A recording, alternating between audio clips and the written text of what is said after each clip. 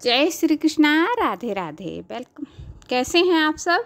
उम्मीद करती हूँ आप सब अच्छे होंगे और ठाकुर जी की कृपा आप सब पर बनी रहे। तो आज की वीडियो हम लेकर आए हैं योगिनी एकादशी की व्रत कथा और पूजा विधि की जानकारी इस वीडियो में आप सबको प्राप्त होगी। तो चलिए हम शुरू करते हैं। योगिनी एकादशी पर हम कैसे पूजन करेंगे, क्या नियम होंगे, क्या शुभ मुहूर्त होगा, ये सब जानकारी देंगे। हिंदू पंचांग के अनुसार प्रतिवर्ष आषाढ़ कृष्ण एकादशी तिथि के दिन योगिनी एकादशी व्रत रखा जाता है। आइए जानें एकादशी का महत्व एवं पौराणिक कथा। धर्मराज युधिष्ठिर कहने लगे कि भगवान, मैंने ज्येष्ठ शुक्ल एकादशी का व्रत का महत्व सुना है। आप कृपया आषाढ़ कृष्ण पक्ष एकादशी की कथा सुनाइए। इसका नाम क्या है, महात्म्य क्या है, यह भी बताइए। श्री कृष्ण कहने लगे कि हे राजन, आषाढ़ कृष्ण एकादशी का नाम योगिनी है। इसके व्रत से समस्त पाप नष्ट हो जाते हैं। यह इस लोक में भोग और परलोक में मुक्ति देने वाली है। यह तीनों लोकों में प्रसिद्ध है। मैं तुमसे पुराणों में वर्णन की हुई कथा कहता हूँ, ध्यानपूर्वक सुनिएगा। कथा शुरू। स्वर्गधाम में अलकापुरी नामक नगरी में कुबेर नाम का एक राजा रहता था। वह शिव भक्त था और प्रतिदिन शिव की पूजा किया करता था। हेम नाम का एक माली पूजन के लिए उसके यहाँ फूल लाया करता था। हेम की विशाल लक्ष्मी नाम की सुंदर स्त्री थी। एक दिन वह मानसरोवर से पुष्प ले आया, लेकिन कामासक्त होने के कारण वह अपनी स्त्री से हास्य विनोद तथा रमण करने लगा। इधर राजा उसकी दोपहर तक राह देखता रहा। अंत में राजा कुबेर ने सेवकों को आज्ञा दी कि तुम लोग जाकर माली के ना आने का कारण पता करो, क्योंकि वह अभी तक पुष्प लेकर नहीं आया है। सेवकों के कहने पर महाराज, वह पापी अति कामी है, अपनी स्त्री के साथ हास्य विनोद में रमण कर रहा होगा। यह सुनकर कुबेर ने क्रोधित होकर उसे बुलाया। हेममाली राजा के भय से कांपता हुआ उपस्थित हुआ।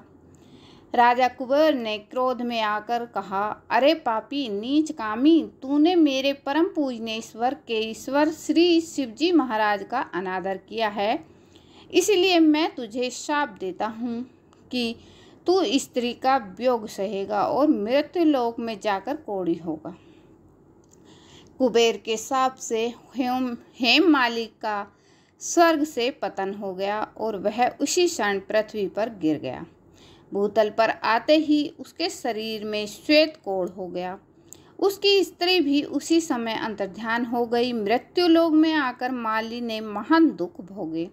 भयानक जंगल में जाकर बिना अन्न और जल के भटकता रहा। रात्रि को निंद्रा भी नहीं आती थी, परंतु शिवजी की पूजा के प्रभाव से उसको पिछले जन्म की स्मृति का ज्ञान अवश्य रहा। घूमते घूमते एक दिन वह मार्कंडेय ऋषि के आश्रम में पहुंच गया, जो ब्रह्मा से भी अधिक वृद्ध थे और जिनका आश्रम वहां की सभा के समान लगता था। हेममाली वहां जाकर अपने पैरों में पड़ गया, उनके पैरों में पड़ गया। उसे देखकर मार्कंडेय ऋषि बोले, तुमने ऐसा कौन सा पाप किया है जिसके प्रभाव से यह हालत हो गई है? हेममाली ने सारा वृत्तांत कह सुनाया और यह सुनकर ऋषि बोले, निश्चित ही तूने मेरे सम्मुख सत्य वचन कहे हैं, इसीलिए तेरे उद्धार के लिए मैं एक व्रत बताता हूँ। यदि तू आषाढ़ मास के कृष्ण पक्ष की योगिनी नामक एकादशी का विधि पूर्वक व्रत करेगा तो तेरे पाप नष्ट हो जाएंगे। यह सुनकर हेममाली ने अत्यंत प्रसन्न होकर मुनि से प्रणाम किया। मुनि ने उसे स्नेह के साथ उठाया। हेममाली ने मुनि के कथानुसार विधि पूर्वक योगिनी एकादशी का व्रत किया और इस व्रत के प्रभाव से अपने पुराने स्वरूप में आकर वह अपनी स्त्री के साथ सुखपूर्वक रहने लगा। भगवान श्री कृष्ण ने कहा, हे राजन, यह योगिनी एकादशी का व्रत 88,000 ब्राह्मणों को भोजन कराने के बराबर फल देता है। इसके व्रत से समस्त पाप दूर हो जाते हैं और अंत में स्वर्ग की प्राप्ति होती है। आषाढ़ कृष्ण व्रत के नियम बता देती हूँ मैं। आषाढ़ कृष्ण एकादशी व्रत के नियम। आषाढ़ मास में योगिनी एकादशी का महत्व तीनों लोक में प्रसिद्ध है। यह एकादशी आषाढ़ कृष्ण 11 के दिन मनाई जाती है। अगर आप भी किसी श्राप से ग्रसित हैं तो उससे मुक्ति पाने के लिए यह दिन बहुत खास है। एकादशी व्रत करने के कुछ खास नियम हमारे पौराणिक शास्त्रों में दिए गए हैं, अतः यह व्रत इस प्रकार से किया जाना शास्त्र सम्मत है। आषाढ़ कृष्ण एकादशी के दिन पूर्व यानी 10वीं तिथि को रात्रि में एकादशी व्रत करने का संकल्प ले लेना चाहिए। अगले दिन सुबह स्नान आदि सभी क्रियाओं से निवृत्त होकर भगवान श्री हरि, विष्णु तथा लक्ष्मी नारायण जी के स्वरूप का ध्यान करते हुए शुद्ध घी का दीपक, नैवेद्य, धूप, पुष्प तथा फल आदि पूजन सामग्री लेकर पवित्र एवं सच्चे भाव से पूजा अर्चना करनी चाहिए। और इस दिन गरीब, असहाय अथवा भूखे व्यक्ति को अन्न का दान, भोजन कराना चाहिए तथा 11 से प्यास से व्याकुल व्यक्ति को जल पिलाना चाहिए। रात्रि में विष्णु मंदिर में दीपदान करते हुए कीर्तन तथा जागरण करना चाहिए। एकादशी के अगले दिन द्वादशी तिथि को अपनी क्षमता अनुसार ब्राह्मण तथा गरीबों को दान देकर पारणा करना शास्त्र सम्मत माना जाता है। ध्यान रहे कि इस व्रत में पूरा दिन अन्न का सेवन निषेध है तथा केवल फलाहार करने का ही विधान है। 10वीं से लेकर पारण होने तक का समय